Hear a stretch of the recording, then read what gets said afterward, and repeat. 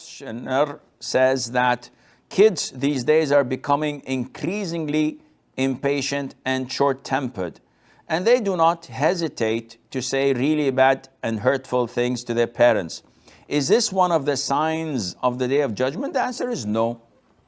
This is a sign of misbehaving. This is a sign of the parents not doing their job properly. This is a sign of spoiling our children beyond control to a level that we cannot control them. There are so many factors. There is the impact of media, TV, movies, soap operas on the children. The impact of social media, Instagram, Snapchat, the YouTube, etc. And the lack of quality time. When you're unable to sit with your child for an hour or two every day, give them quality time, listen to them instead of just lecturing them, try to figure out how they think, who they hang out with, and try to give them advice with love and compassion to re-steer their ship on the right course every now and then. If you fail to do this, this is what you get. You pay peanuts, you get monkeys. But you have to invest more and more and make a lot of dua, because at the end of the day, guidance is at the hands of Allah. You must not tolerate disrespect in any form or shape. He's young, he doesn't understand, he's 25 years of age, and he disrespects you, he disrespects his mother or father. This is a red line that you cannot allow such a person to cross.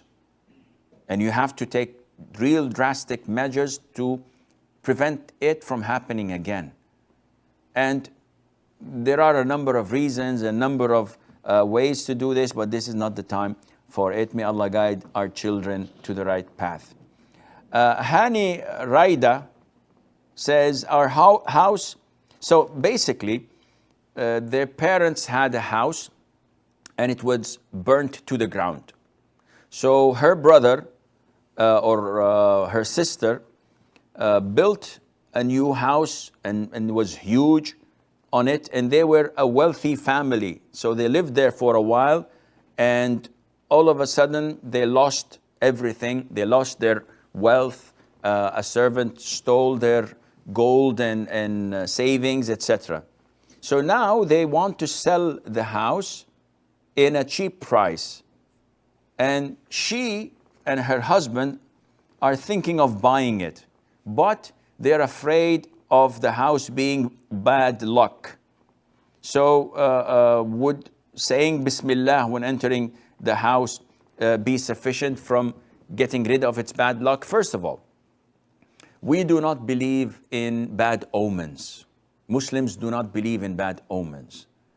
We believe in good omens, in being optimistic. But thinking that this is jinx is not part of our religion. There is a hadith where the Prophet said, ﷺ, if bad omens existed, it would have been in the woman, the wife, in the house, and in the horse, the ride.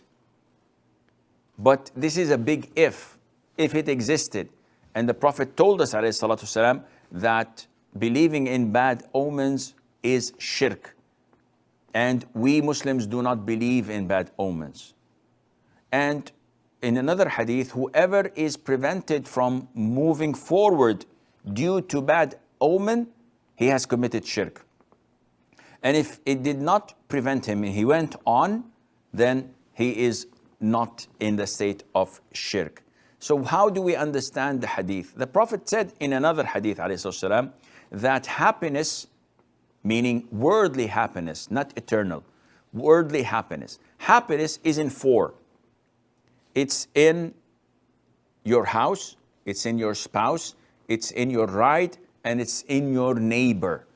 So whoever has good four things in his life, he's a happy man. So what do we, or how do we understand if there were bad omens, they would be in the woman, in the house, and in the horse? We would understand this as explained in another hadith. Bad omen of a woman is when she speaks ill about the husband. She swears and nags and shouts and abuses his parents and his family. So this is the bad omen of a woman if she had these characteristics in her. And in the house, to be narrow and small rooms and not spacious. And in the horse, in not being obedient, not being cooperative. Like if you buy a car and it breaks every now and then this, if there were to be bad omens in it, this is what is considered to be a bad omen. So going back to your question, the house is a house. If you recite in it Surah Al-Baqarah once, this kicks the shaitan out. And if you recite every 3 nights, the last 2 ayahs of Surah Al-Baqarah, آمن الرسول بما أنزل إليه من ربه والمؤمنون, it kicks the shaitan away for 3 nights. So you recite it every single night, part of the adhkar of going to bed, that would suffice you, inshallah. Go ahead and buy the house and do not even blink thinking about bad omens or any of this nonsense. And inshallah, you will find it to be a good place to live in.